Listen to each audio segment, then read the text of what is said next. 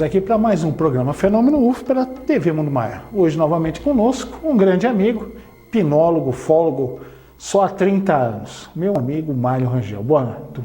Tudo bem, Mário? Tudo bem. Então tá ótimo, Mário. Uma grande alegria tê-lo aqui de novo conosco, né?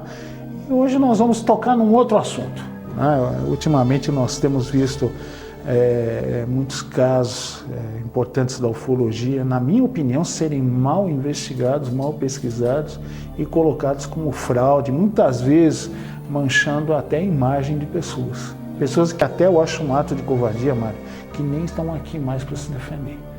Né? Mas eu já iria começar com a primeira pergunta aqui. Quem são essas pessoas que se intitulam céticos profissionais? E qual a atuação desse grupo na área ufológica? Bom, nós verificamos em vários países a presença de céticos, e que eu penso que uma parte são céticos profissionais, eles ganham para fazer aquilo. Porque, veja, há 30 anos eu pesquiso ufologia de graça.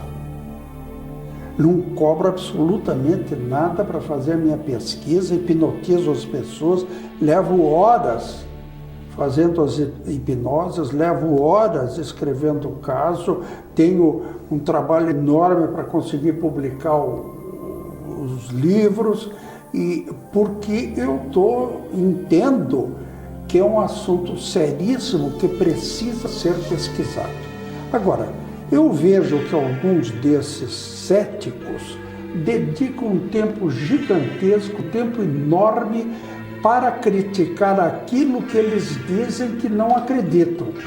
Então eu acho que é quase um problema curiosíssimo, porque você pesquisar aquilo que você acredita é uma coisa, agora você perder tempo pesquisando o que você não acredita, eu acho uma coisa incrível. E alguns dos céticos que a gente vê na televisão, a gente vê às vezes nesses filmes, normalmente esses programas americanos gostam de colocar um cético. E o cético é isso, o indivíduo que é o indivíduo do contra por profissão. Ele descobriu que ele sendo contra, ele tem público. Então ele vai ser contra qualquer coisa. E no Brasil nós temos visto isso também, né? Pessoas que de repente são do contra. Não ajudam absolutamente nada, coisa nenhuma.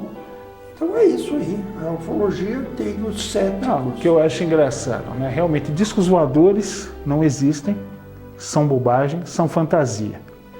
A Força Aérea Americana fez primeiro o projeto SAI. Chegou à conclusão que não existe. Depois eles fizeram o projeto Grudge, Rancor. Chegou à conclusão que não existe. Depois eles fizeram o projeto Livro Azul ou Blue Book. Mas se não existe, para que tanto projeto? Não basta um? Os americanos têm um grande interesse em dizer que disco voador não existe. Porque na realidade o que eles estão fazendo é uma engenharia reversa para produzir na Terra tecnologia tirada dos discos voadores. E a gente vê isso até nos novos modelos de bombardeiros americanos, são uma cópia de um disco voador. A tecnologia stealth, a tecnologia de não ser detetável pelo radar, é uma tecnologia dos discos voadores. Há discos voadores, sabidamente, o radar comum não capta. Precisa ser outro tipo de radar.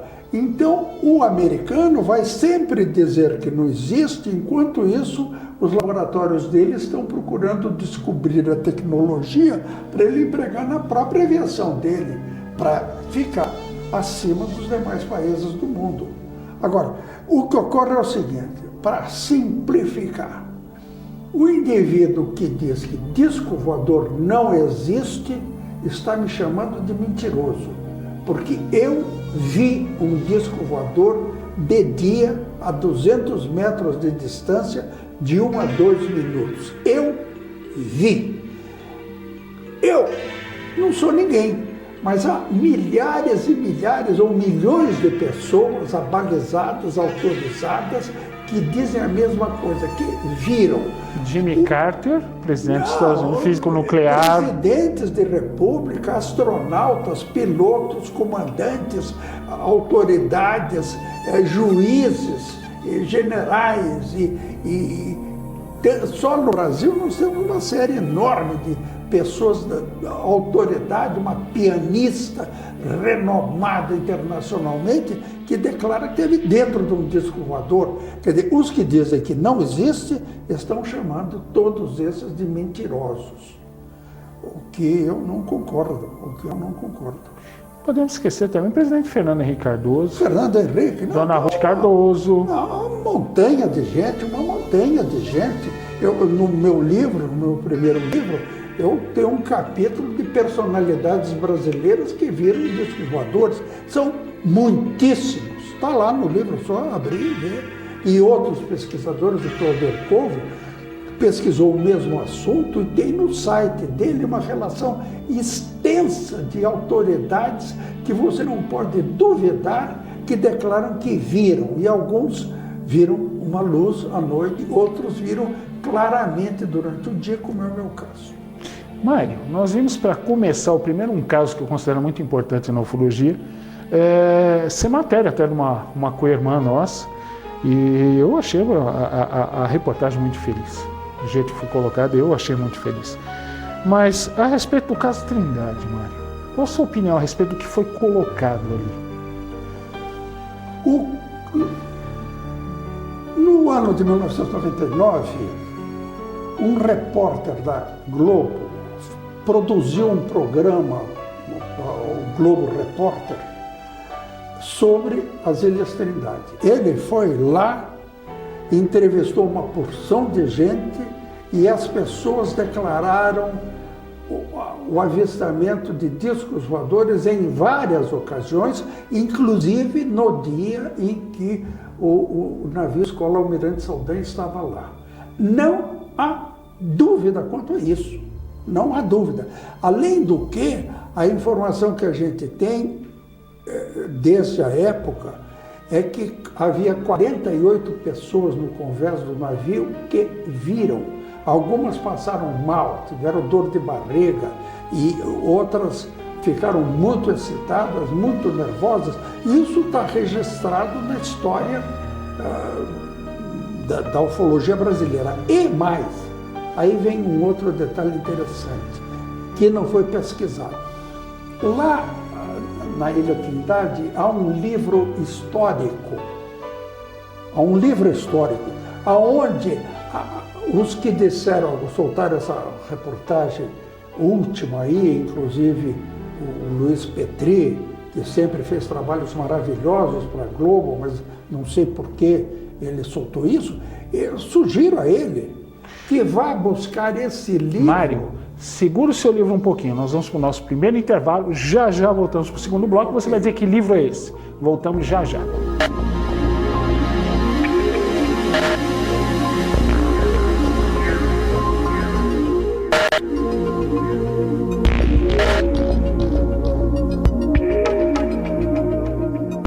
Estamos aqui para o segundo bloco do Fenômeno UFO de hoje, por ter visto com meu amigo Mário, nós já estamos comentando a respeito dos céticos, ditos céticos profissionais. Mário, você estava falando de um livro na Ilha de Trindade. Que livro é esse? Eles têm lá um livro, chamado Livro Histórico, onde eles registram os acontecimentos da ilha. A ilha proporciona aos marinheiros que estão lá um trabalho extremamente desgastante, porque eles ficam numa ilha pequena, com enormes dificuldades, não tem campo de pouso, não pode descer um avião lá. Só através do helicóptero. Só através do helicóptero, que tem que chegar num navio lá, e eles ficam normalmente 4 meses lá, 4 meses depois eles são substituídos. Esses 4 meses são 4 meses longe da família, com dificuldade de alimentação, sem um cinema para assistir, sem um familiar para conversar. Então é desgastante isso. Então eles têm um livro lá onde eles registram os acontecimentos. E suponho eu que é obrigatório que esse livro registre os avistamentos de discos voadores, que são vários lá. Não é só o caso de Ilha Trindade, ali do navio de Saldanha. Saldanha. Não é só, há outros casos. Como agora o governo, é interessante esse aspecto, como o governo está liberando documentação da FAB, tem que se cuidar para que seja liberada também a documentação da Marinha. E existe isso, e um dos documentos é esse. Por exemplo, você quer ver uma coisa? O disco voador que levou o doutor João de Freitas Guimarães para o passeio de 40 minutos saiu do fundo do mar. O disco voador... Mário, quem é o professor João de Freitas Guimarães? Rapidamente. Foi prestada uma homenagem a ele. Ele foi professor universitário de Direito de 4 matérias diferentes, não uma. Ele foi professor de 4 matérias. Ele foi professor de Direito Romano, ele foi professor de Introdução à Ciência do Direito, ele foi professor de Ciência do Direito e ele foi professor de uma outra matéria também. Depois, ele foi juiz do trabalho, foi presidente de uma área do juizado de trabalho, e o nome dele, pura e simplesmente, em homenagem ao seu trabalho maravilhoso, foi dado ao Fórum Trabalhista da Praia Grande. Fórum Trabalhista, Dr. João de Freitas Guimarães. Ele fez o passeio de disco voador quando ele tinha 47 anos. Ele viveu 40 anos depois disso, ele morreu com 87 anos, progrediu a vida inteira. Foi presidente de várias entidades, foi da OAB, foi do Instituto Histórico e Geográfico, ocupou posições de grande destaque, escreveu artigos, publicou um livro jurídico, um dicionário jurídico da maior importância, com 260 temas que ele tratou no livro dele. Este homem não inventou essa história. Mas você diz que parece que é uma similaridade de naves na história. Entre a nave vista em Trindade e talvez a nave que o tenha... E aí, anos depois, o doutor João de Freitas Guimarães, 20 anos ou 25 anos depois do passeio que ele deu, ele foi convidado para fazer uma palestra numa loja maçônica em São Paulo. Ele fez palestra em vários locais. Essa eu tenho o CD com a palestra dele. E ele contou nessa palestra que eu tenho o que ocorreu. Então, é realidade o que ele contou. E então, é isso, ninguém vai duvidar da palavra de um homem cujo nome foi dado por um fórum trabalhista. É um indivíduo da maior responsabilidade, da maior importância, e como ele, outras pessoas. A Lully Oswald, pianista internacional da maior importância, deu apresentações em vários países, foi professora no Japão, etc. Foi abduzida por um disco voador. Essa foi abduzida, não convidaram não, por um disco voador que saiu do mar também, no Rio de Janeiro. E há outros casos. Você viu um disco voador saindo do fundo do mar, e há outros casos.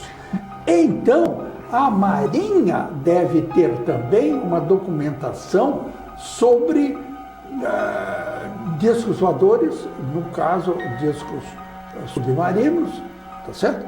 Da mesma maneira que a FAB tem. E se a FAB já liberou alguns documentos, é mais do que oportuno que a Marinha faça o mesmo. A Marinha que também você vê todo o noticiário de liberação de documentos, é a FAB que está liberando. Mas e a Marinha? E o Exército? E o Exército? E os Fuzileiros Navais, tem muita gente. e as demais Forças Armadas. Mário, tem que separar também isso. Outro caso muito importante que foi colocado também em dúvida foi a Operação Prato. Você comentou no programa anterior que você chegou a conversar, inclusive, com o oficial responsável. Conversei e tenho certeza total, completa e absoluta que ele me contou a realidade, o que ele viu, o que ele presenciou e mais. A equipe também. O que ele supõe que aconteceu, o que ele supunha, que ele já morreu, que aconteceu, e ele mostrava, ele tinha um implante no braço. Ele me mostrou isso está filmado, isso está documentado. O que ele tem no braço é um implante colocado por extraterrestres. E outra coisa, né? Ele teve a visita de 2 extraterrestres dentro do quarto da casa dele. E ele me pediu, nessas 2 horas que eu contei para você numa ocasião, que nós conversamos só nós dois, ele me disse, olha, Rangel, eu quero ser hipnotizado. Eu digo, estou à sua disposição. Eu ia adorar ter feito isso. Mário, segura a hipnose do nosso amigo da Operação Prato. Nós vamos para o nosso segundo intervalo e voltamos já para o nosso último bloco. Então, até já.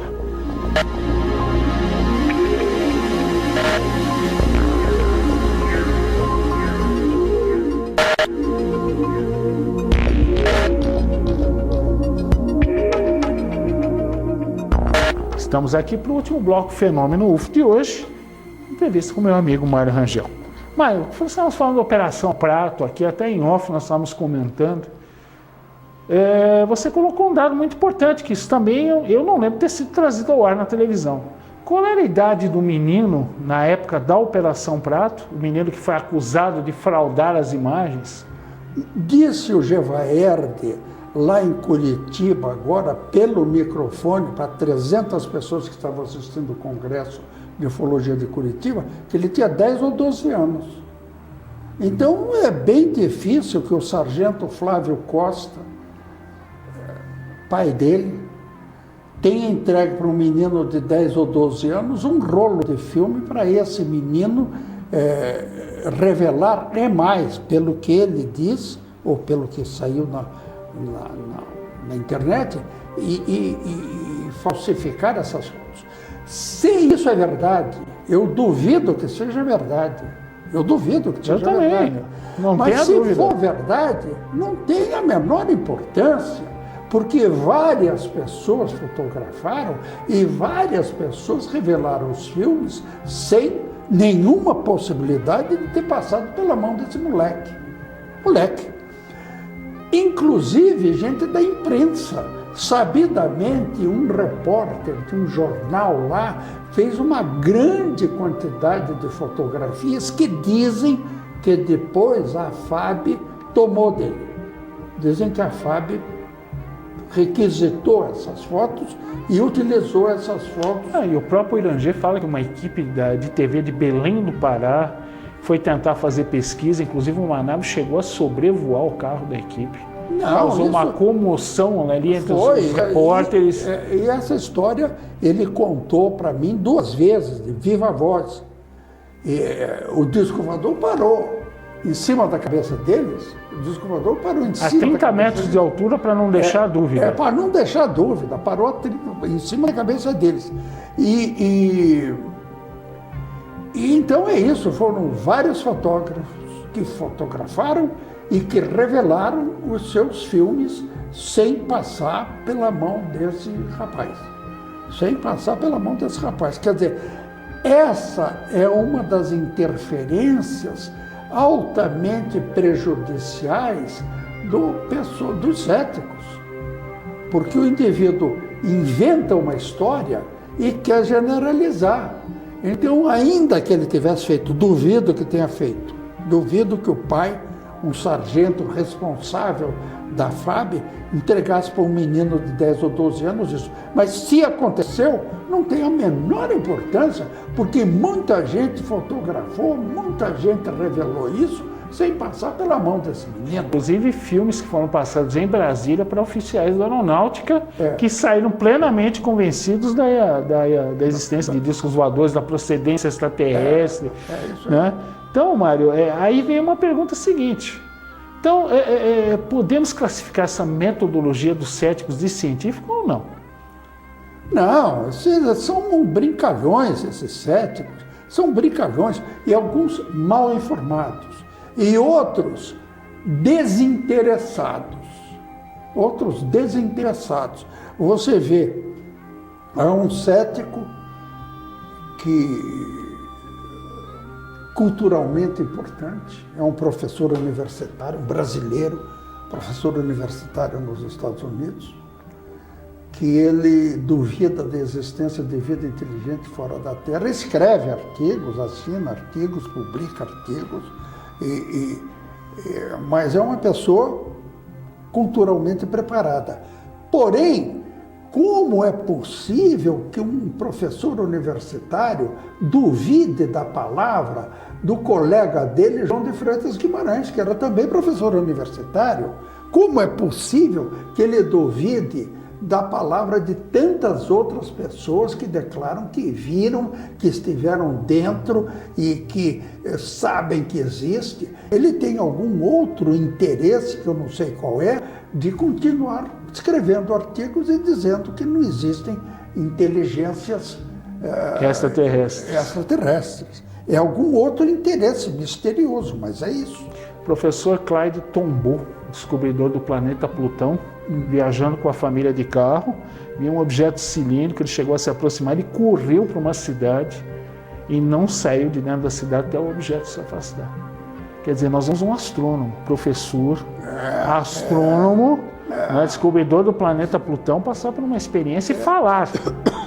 E eu vi um objeto cilíndrico, ele não fala que poderia ter sido um avião, o planeta Vênus, ou qualquer outra coisa. Ele falou, era um objeto cilíndrico. Olha, acompanhou meu carro. Outro dia você entrevistou o comandante José Américo Medeiros.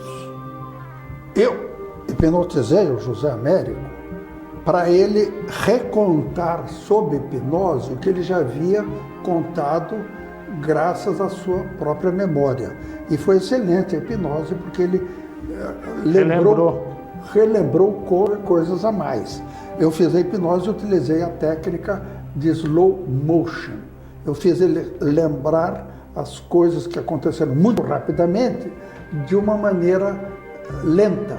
E como ele lembrou de uma maneira lenta, ele lembrou de coisas que ele conscientemente não lembrava. Então, é um homem, um comandante internacional com milhares de horas de voo, que o disco voador parou a 30 metros dele, voou a 30 metros dele e passou na frente, cruzou a frente dele, e ele desenhou, sob hipnose, ele desenhou esse disco voador. Eu fui à casa dele, interessantíssima a casa dele, e ele desenhou isso sob hipnose. Esse homem não está mentindo. Então o cético que diz que disco voador não existe, está dizendo que esse homem é um mentiroso, e ele não é um mentiroso. Então é isso aí. Não podemos... Algum interesse muito grande essas pessoas têm para declarar que disco voador não existe. E para encerrar, Mário, isso aí publicamente para mais de 300 pessoas, Coronel Leônidas, comandante do Sindacta 2 de Curitiba, na época, nos anos 70, piloto de caça F-5 Santa Cruz, perseguiu um objeto em cima de São José dos Campos. Ele teve esse objeto no visual e no radar. Em momento algum, ele falou que era o planeta Vênus, ou ele poderia ter se enganado. Ele falou, realmente era um objeto voador não identificado. Hoje é comandante do Sindacta 2, com 2.500 militares sob as suas ordens. Dificilmente uma pessoa irresponsável teria o comando de algo tão importante como o controle integrado de defesa e tráfego aéreo de todo o sul do Brasil. O Osiris Silva sobrevoou um OVNI, não era um disco. Não. Era uma espécie de um charuto. Ele passou em cima, ele sobrevoou com o avião dele. Com certeza. E contou isso publicamente. Então, Mário, eu queria agradecer você pela presença nesses programas, e fazer aquele convite novamente aos nossos amigos telespectadores. Críticas, pautas e sugestões, assuntos que você gostaria de ver tratado aqui. fenômenoufo@tvmundomaior.com.br, e você entra direto em contato conosco aqui. Queria desejar uma ótima semana, agradecer mais uma vez, Mário, você pelo carinho, pela atenção de ter vindo aqui, desejar uma ótima semana a todos, fiquem com Deus e até o nosso próximo encontro semana que vem com mais um Fenômeno UFO pela TV Mundo Maior. Até lá!